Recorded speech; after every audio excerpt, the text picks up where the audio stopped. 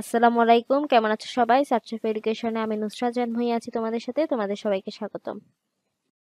আজকে আমি তোমাদের নবম দশম শ্রেণীর গার্হস্থ্য বিজ্ঞান অধ্যায় ৮ কৈশোরের মনোসামাজিক সমস্যা প্রতিকার ও প্রতিরোধ থেকে সৃজনশীল প্রশ্নের সমাধান নিয়ে সাথে আছি।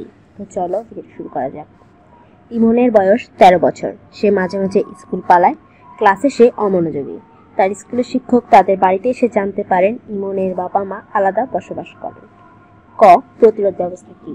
কোনো সমস্যা যেন উদ্ভব না হয় তার জন্য পূর্বে যে ব্যবস্থা গ্রহণ করা হয় তা হলো প্রতিরোধ ব্যবস্থা।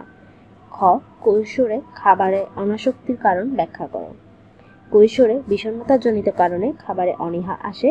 কৈশোরে অতিরিক্ত কঠোর শাসন, সমবয়সীদের সাথে সম্পর্কের অবনতি, বাবা মায়ের কলহ, পড়াশোনায় ব্যর্থতা ইত্যাদি কারণ থেকে যে বিষণ্ণতা আসে তা খাবারে অনাসক্তির অন্যতম কারণ। গ. ইমনের বয়সী ছেলে মেয়েদের অপরাধী হয়ে ওঠার কারণ ব্যাখ্যা করো। গ. ইমন কৈশোরকালে অবস্থান করছে। ইমন মাঝে মাঝে স্কুল পালায় ও ক্লাসে অমনোযোগী থাকে। তার বয়সী অন্যান্য ছেলেমেয়েরাও এই বয়সে নানা কারণে অপরাধী হয়ে ওঠে।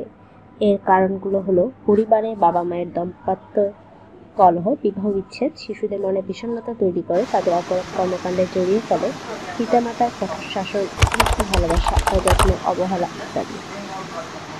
পড়াশোনায় ব্যর্থতা, অতিরিক্ত মানসিক চাপ, সমবয়সীদের প্রভাব, পরিবারের নিয়মকানুন ও শৃঙ্খলার অভাব হলে। উপরোক্ত আলোচনা থেকে বোঝা যায় পিতামাতার সঠিক পদ্ধতিতে সন্তান পরিচালনা, ভগ্ন পরিবার, পারিবারিক বন্ধনের অভাবই এ বয়সী ছেলে মেয়েদের অপরাধী হয়ে ওঠার অন্যতম কারণ।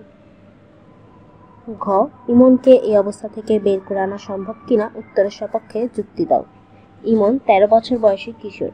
তার বাবা মায়ের মধ্যে সুসম্পর্ক না থাকায় তারা দুজন আলাদা বসবাস করেন। ফলে ইমন বাবা মায়ের অবহেলায় বেড়ে উঠছে।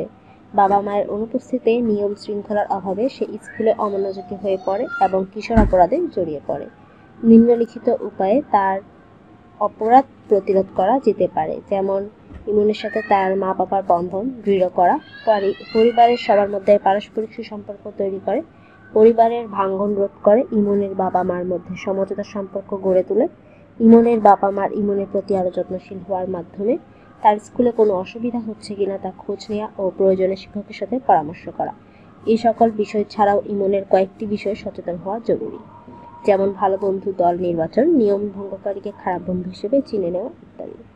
তো এই ছিল তোমাদের আজকের ভিডিওটি। যদি ভালো থাকলে লাইক কমেন্ট করবে এবং চ্যানেল সাবস্ক্রাইব না করে থাকলে চ্যানেল সাবস্ক্রাইব করে আমাদেরকে ভিডিওর কমেন্ট করে নিয়ে দিতে পারো।